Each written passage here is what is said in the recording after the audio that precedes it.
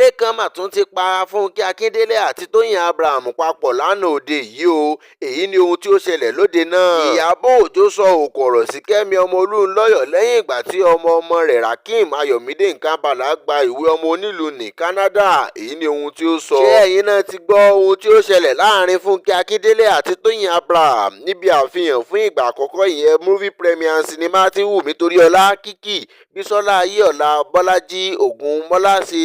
tí àkọlé rẹ̀ sì ń jẹ́ Ginger. Ṣé kìí ṣe tuntun mọ́ wípé àwọn gbajúmọ̀ òṣèré ilẹ̀ wa méjèèjì tí sinimá wọn máa ń milẹ̀ tìtìtì jùlọ ní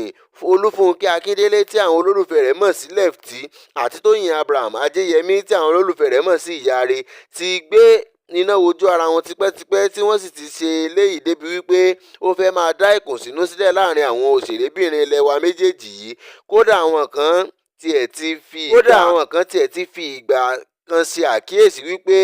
àwọn òṣèrébìnrin yìí ilẹ̀ wa méjèèjì kì í fẹ́ kí òde pa wọ́n pọ̀, tí wọ́n sì sọ káàkiri wípé orogún òwò tí wọ́n jọ ń ṣe kì í fẹ́ kí Tóyìn lọ síbi òde tàbí ayẹyẹ tí Fúnkẹ́ bá wà. tí wọ́n sì ní bẹ́ẹ̀ náà lórí fún Fúnkẹ́ Akíndélé. Wọ́n fi ìnáwó Ìyábọ̀ ṣe àpẹẹrẹ wípé ètò ìgbéyàwó Priscilla tí wọ́n ṣe ní orílẹ̀-èdè Nàìjíríà Fúnkẹ́ kò sí níbẹ̀. ó sì jẹ́ wípé Tóyìn ló ń gba iwájú tí ó ń gba ẹ̀yìn níbi ètò ìgbéyàwó náà. Bẹ́ẹ̀ ni Tóyìn Abraham kò sí níbi ìgbéyàwó èyí tí wọ́n ṣe ní orílẹ̀-èdè Tanzania tí Fúnkẹ́ sì farahàn gẹ́gẹ́ bí ọ̀rẹ́ tímọ́tímọ́ níbi òde náà.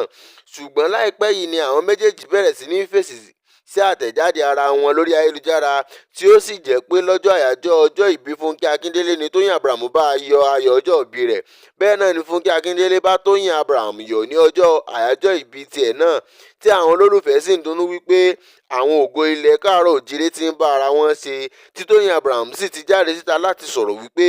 àwọn ènìyàn ló kàn máa ń sọ ohun tí ojú wọn kò tó. Ó ní kò sí ìjà tàbí orogún òwò kankan láàrin òun àti àǹtí òun ìyẹn Fúnkẹ́ Akíndélé. ó ní ṣùgbọ́n àwọn kan máa ń fi ọwọ́ lẹ́rán wo òye àwọn ènìyàn ni tí wọ́n bá ti bẹ̀rẹ̀ sí ní sọ àhesọ ọ̀rọ̀ wọn. Bẹ́ẹ̀ ni ohun tí ó tún ṣẹlẹ̀ níbi àhesọ sinimá yìí ni ó túnbọ̀ fi hàn wípé kò sí ìjà ìkùnsínú tàbí orogún òwò kankan láàrin àwọn méjèèjì. bí ó tilẹ̀ wù kó kéré mọ́, nítorí níṣe ni wọ́n jó tí wọ́n sì yọ̀ mọ́ ara wọn tí Fúnkẹ́ Akíndélé ná Tóyìn Abraham lówó tí àwọn ènìyàn sì ń dunnú nígbà tí wọ́n rí fídíò wọn yìí tí wọ́n ní nǹkan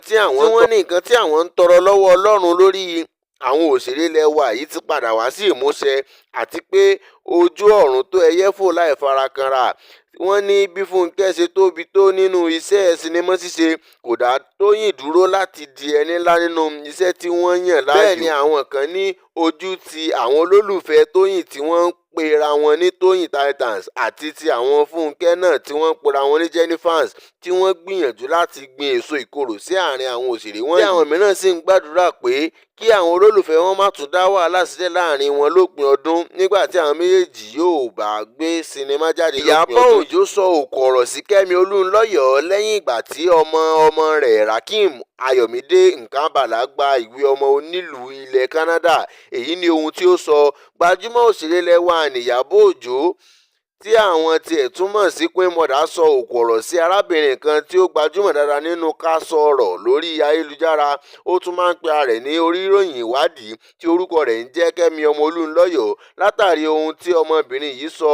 nípa ọmọ rẹ̀ Rakeem Ayọ̀mídé Nkambala. Níbi ọjọ́ mélòó kan sẹ́yìn ní Kẹ́mi Olúnlọ́yọ̀ ní wípé ọmọ lágídí aláwọ̀ funfun ni Ìyábọ̀ Òjó àti ọmọ rẹ̀ Priscilla Òjó tó fẹ́ ọmọkùnrin olórin láti orílẹ̀-èdè Tanzania ní ìyẹn Juma Jux. Ó ní ọmọ lágídí tí ó ń lo bátìrì ní Ìyábọ̀ Òjó àti ọmọ rẹ̀ Priscilla Òjó ń gbẹ́jọ́ tí wọ́n ń pàṣẹ fún kiri. Ó ní níṣe ni ọwọ́ ọmọ tí Ìyábọ̀ Òjó ń gbé kiri funfun bíi ọmọ òyìnbó tó sì ń béèrè wípé ṣé ọmọ òyìnbó ni Priscilla bímọ fún ni tàbí ṣé wọ́n máa nílò láti ṣe àyẹ̀wò ẹ̀jẹ̀ DNA fún ọmọ lágídí tí wọ́n ń gbé kiri, nítorí wípé irọ́ ni Ìyábọ̀ Òjó àti ọmọ rẹ̀ ń ta fún àwọn ènìyàn káàkiri. Arábìnrin tí ó jẹ́ ọmọ bíbí ìlú Ìbàdàn ṣàlàyé nínú ọ̀rọ̀ rẹ̀ wípé Lizzy Anjorin tó jẹ́ ọ̀kan gbòógì lára àwọn tí òkè fẹ́ rí imí Ìyábọ̀ Òjó látàn ló pe àkíyèsí àwọn olólùfẹ́ rẹ̀ sí bí ọwọ́ ọmọ tí Ìyábọ̀ Òjó àti ọmọ rẹ̀ ń gbé kiri ṣe funfun, tí òun náà sì rí pé lóòótọ́ ni pé ọmọ láńgidi onírọ́bà tí ó ń lo bátìrì tí àwọ̀ rẹ̀ dàbí àwọ̀ òyìnbó ni Ìyábọ̀ Òjó àti ọmọ rẹ̀ ń gbé kiri láti fi tan àwọn ènìyàn jẹ. Eléyìí àti àwọn ọ̀rọ̀ burúkú mìíràn lóríṣiríṣi ni Kẹ́mi Olúnlọ́yọ̀ sọ nípa Ìyábọ̀ Òjó àti ọmọ rẹ̀ Priscilla, tó tún fi mú ọmọ rẹ̀ Rakim Ayọ̀mídé Nkambala tí wọ́n bí ní nǹkan bí ọ̀sẹ̀ mélòó kan sẹ́yìn wípé ọ̀pọ̀ ènìyàn ni kò gba ọ̀rọ̀ Kẹ́mi Olúnlọ́yọ̀ gbọ́. Bíbẹ̀ náà ni àwọn ènìyàn túbọ̀ tẹjú mọ́ ohun yìí láti ṣe àkíyèsí tàbí òmíràn lára rẹ̀. Bẹ́ẹ̀ ni ayọ̀ àwọn olólùfẹ́ Ìyábọ̀ Òjó kún nígbà tí Ìyábọ̀ Òjó gbé fídíò ọmọ náà jáde tí ó sì fi àmì ọkàn bo ojú rẹ̀ láti kéde pé ìjọba orílẹ̀-èdè Canada ti fún ọmọ tuntun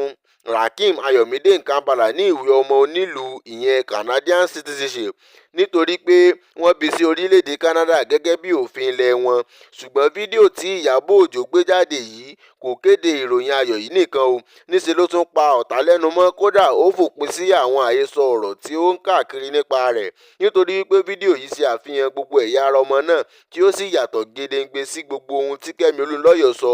Ohun tí ó wá fa òkò ọ̀rọ̀ tí Ìyábọ̀ Òjó sọ sí Kẹ́mi Olúnlọ́yọ̀ ni pé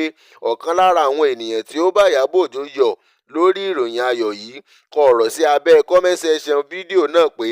ẹ káàárọ̀ dókítà Kẹ́mi, báwo ni, tí Ìyábọ̀ Òjó sì dá ọmọbìnrin náà lóhùn wípé má sọ fún mi wípé ìwọ náà wà lára àwọn tí ó gba èèyàn burúkú táyé rẹ̀ ti bàjẹ́ yẹn gbọ́ o. Bẹ́ẹ̀ ni ọmọbìnrin náà tún dá lóhùn wípé òun kò gbàgbọ́, ó ní níṣe ni òun kàn ń pe àkíyèsí rẹ̀ sí fídíò náà kó lè wàá gba ìrètìjú rẹ̀. Bẹ́ẹ̀ ni àwọn ènìyàn lóríṣiríṣi ń bá Ìyábọ̀ Òjó yọ̀ lórí ìkéde ayọ̀ rẹ̀. Ẹ ṣé fún ìfarabalẹ̀ yín.